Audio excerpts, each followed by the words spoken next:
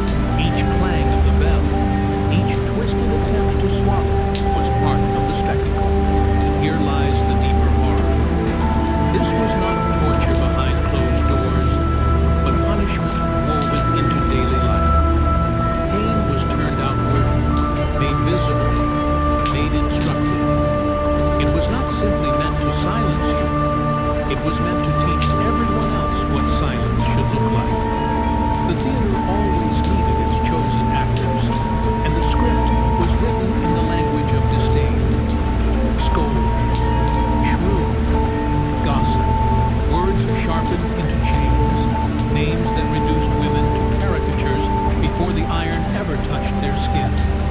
The vocabulary itself became a taxonomy of disobedience dressed up as morality. To be accused was already to be halfway caged. Who were these so-called offenders? Not murderers, not thieves, not traitors. They were wives who dared to answer back, widows who demanded what was owed, neighbors who spoke truths too bitter to be tolerated. Imagine the widow whose inheritance was stolen by greedy kin. She protested, and the town decided she did not need justice. She needed a bridle, or the wife who whispered of bruises bleeding on her arms, who revealed her husband's violence. Her words were not treated as wounds, but as weapons, and so the weapon was silenced. Then there was the healer, the woman who knew the secret properties of herbs, who held in her memory the remedies passed down from generations of women. Her knowledge unsettled men, so when sickness spread, suspicion found her mouth dangerous. Not because she lied, but because she knew too much. The categories expanded endlessly. Too loud, too sharp, too knowing. A laugh that cut too deep. A question asked in the wrong company. A refusal to bow to a husband's command. Each became evidence, each became proof that a mouth had betrayed its place. And so the bridle was never for crimes, it was for voices. It did not silence thieves, it silenced complaints. It did not bind traitors, it bound women who forgot their performance of obedience. The padlock snapped shut, not just around a skull, but around an entire gender, reinforcing the lesson that silence was the only acceptable tongue. The realization coils tighter than the cage itself. This iron was never about what was done, but about what was said. And more haunting still, what was left unsaid, out of fear of the iron waiting in the square. They come for you at dawn. The air is still damp, and yet you feel the dryness of dread in your throat. Hands grip your arms, rough and indifferent, dragging you from your doorway into the open street. You stumble barefoot, the ground biting at your soles, until you are delivered into the marketplace, the stage already waiting. Your neighbors are gathered, their faces shifting between pity and satisfaction, shame and hunger. You search for one kind gaze, but none will meet your eyes for long. The iron is brought forward like a relic, gleaming dully in the half-light. Cold fingers guide it toward your skull. The first touch shocks you. It is heavier than you imagined, sharper than you dared to fear. They lower it, forcing your jaw open, pressing the spike into your tongue until pain flowers deep inside your mouth. The cage locks into place. The padlock clicks. You are sealed. Then comes the parade. They push you forward, the bell above your brow rattling with each faltering step. The sound betrays you, pulling every eye to your humiliation. Children giggle, elders nod in solemn approval. Men mutter about lessons learned. You feel the heat of their gaze more than the burn of iron. You are not a person anymore. You are a warning, walking proof of what happens when a mouth forgets its chains. The hours drag like centuries. Saliva pools and spills between the bars, dripping down your chin, streaking your chest. Blood runs in thin lines, metallic on your tongue, sticky at the corners of your mouth. Hunger claws at you, thirst sears your throat. Yet the bridle forbids even the smallest relief. Each swallow is agony.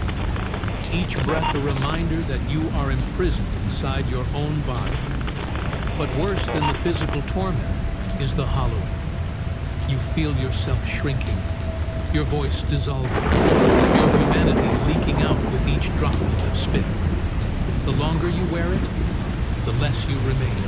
The woman who once argued, who once laughed too loudly, who once told truths no one wished to hear. She is is eroded by iron and eyes until she is nothing but a spectacle. Some endured hours, others days. And when at last the lock was undone, when the cage was lifted and air returned to bare skin, many mouths never opened again, not because they were still bound, but because the silence had already taken root inside. Silence spreads faster than fire. After the bridle is lifted, after the iron is set back on its hook, the echoes of its weight remain. You feel it in the way conversations falter, in the way voices dim when a man passes, in the way laughter turns brittle and brief. It is not just your silence. It is the silence of all who saw you paraded through the square, of daughters who clutched their skirts and learned one searing moment that survival means swallowing words. The bridle did not need to be worn every day to rule every day. Sometimes it was enough for the device to hang visibly in the church porch or the courthouse hall, gleaming like a relic of fear, its presence whispered, "Remember your place." And women remembered. Mothers taught their daughters to bite their tongues, to measure each word like coin, to bury complaints before they could be heard. Speech became dangerous currency, and most chose poverty over punishment. Communities policed themselves. Women silenced one another with warnings. Don't speak too loudly. Don't be seen too knowing. Don't answer back. Not out of cruelty, but out of the weary instinct of survival. In this way, the bridle multiplied itself without ever being worn, each woman carrying her own invisible version locked behind her teeth. The cruelty reached into households, into bread and coin. A woman bridled could not work the market stall, could not serve ale, could not tend to customers or fields. Families starved under the weight of enforced mutinies. And for widows, the price was sharper still. Shame made property easy to seize, inheritance easier to deny. Silence was not only humiliation, it was dispossession. The economy of whispers became the architecture of the village. Houses built on secrets, markets run on muttered exchanges, families raised on the lesson that obedience was safer than truth. The bridle was never just an object. It was a structure, a system, a quiet empire of iron that reshaped entire communities around the absence of women's voices. And still, the question lingers like a wound. What kind of society survives by strangling its own speech?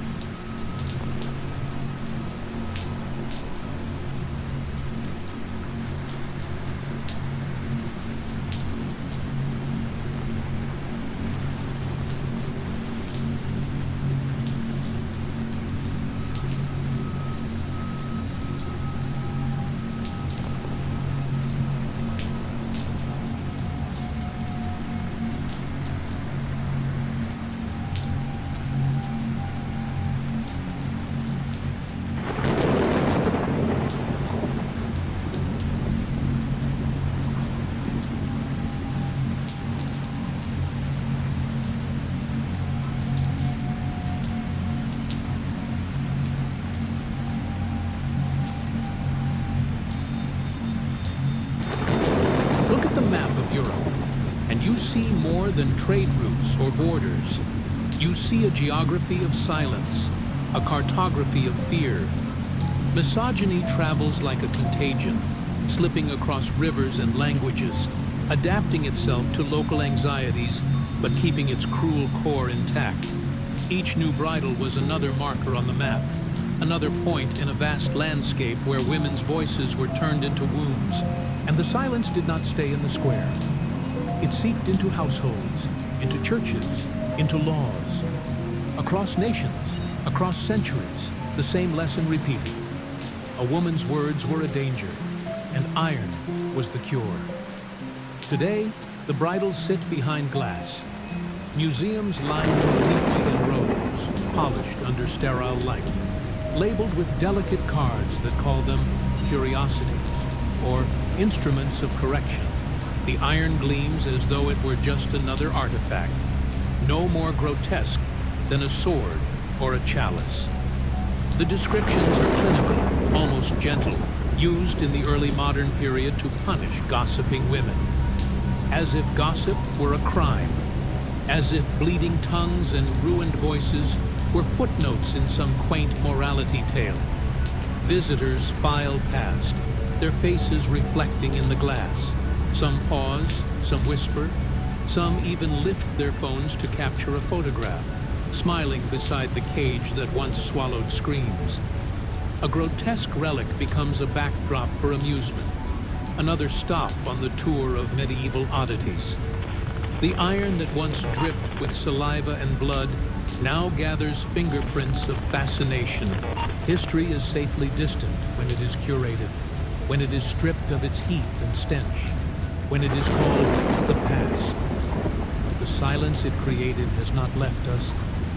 The words have changed, the iron is gone, but the lesson lingers. Women still hear themselves called shrill, hysterical, too much. A raised voice is labeled aggression, a sharp question dismissed as nagging. In boardrooms, in classrooms, in homes, the ghosts of the bridle whisper, lower yourself, soften, apologize before you begin. How many women still carry an invisible cage in their throats? How many tongues hesitate at the memory of centuries of iron, centuries of humiliation dressed as justice? The metal may rest behind glass, but its shadow stretches across the present, pressing down on mouths that learn from birth to measure each word like contraband. The archaeology of shame is not found in rusted spikes. It is found in the living reflex to silence oneself, to laugh too softly, to shrink a truth until it is harmless.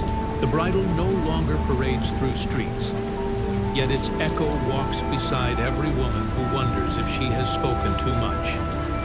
The glass protects the iron. Nothing protects us from its ghost. You remove the bridle, but your tongue remembers its weight. Every syllable tastes faintly of iron. Every whisper carries the memory of spikes pressed against flesh. You think it is gone, that the world has released you, but the memory lodges in the muscles of your jaw, in the hesitations of your speech, in the instinct to measure every word before it escapes. The cage has left its imprint, not just on you, but on those who watch you speak, on the daughters who follow behind. This inheritance of iron travels quietly, a hidden lineage passed from mother to daughter. You see her bite her tongue before correcting a neighbor, before raising a complaint. You hear her soften a story, abbreviate her laughter, trim the sharp edges of her questions. She is learning the shape of survival, the grammar of muteness, the careful choreography of words that will not provoke the world into cruelty. And when she grows, she passes it on again, a subtle gift of caution wrapped in fear. The instruments have changed, but the lesson remains. In the digital age, the spikes have become invisible. Harassment online, relentless scrutiny, campaigns of public shaming designed to make certain voices unbearable to hear. Women are muted by networks of opinion, by the threat of exposure, by the weaponization of judgment. The iron is gone, but the intention shaping of silence persists. Powerful men still find ways to cage words, to render them dangerous, to convince the world that speaking too loudly is an offense in itself. You feel the continuity of centuries in every hesitation, every self-censoring glance. The bridle may have rusted, the squares may be empty, but its echoes inhabit the very way society negotiates power. Every word measured, every complaint muted, every truth trimmed before it meets the ear. It is the modern face of the same design. A world in which some voices are considered unbearable, not for what they say, but for the act of being heard at all.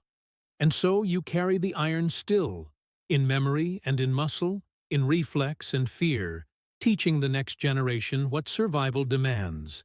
Only now the chains are subtler, invisible, woven into culture. Digital spaces, the very architecture of speech. The bridle has changed shape, but the lesson is unchanged. Certain voices must be made to disappear, and the echoes of that disappearance live in every woman who fears her own mouth. You close your eyes and imagine the words that never left the mouth, the whispered complaints, the sharp truths, the laughter cut short, all stored somewhere beyond reach, a ghostly archive of speech that might have changed lives, revealed injustices, or comforted the weary. Every unspoken sentence, every story swallowed in fear, accumulates like dust over centuries, pressing down on memory and conscience alike. The tongue heals, but silence becomes a second skeleton. It lingers in the spine, in the hesitation before a question, in the careful shaping of sentences so they will not provoke. Every woman who fears her voice carries a shadow of iron that never left her, a cage as intimate and unforgiving as bone. And yet the world moves on, dazzled by its own progress, ignoring the subtle tyranny of muteness that persists in homes, offices, screens, and hearts. Whose voices do we still refuse to hear? Which modern bridles have we accepted without question? Dismissals, shaming, ridicule, invisibility. They are quieter than the clanging bells of the past, but no less effective. And still, somewhere, a bridle waits. Empty now, polished behind glass, sterile in its display, but patient. It waits for the next voice deemed too dangerous, too loud, too much, because the impulse to silence, to control, to cage words is eternal. You step away, but the echo remains. The iron may rust, the blood may dry, yet every unspoken word tells you the story is not finished. Silence is not absence. It is inheritance. It is architecture. It is waiting.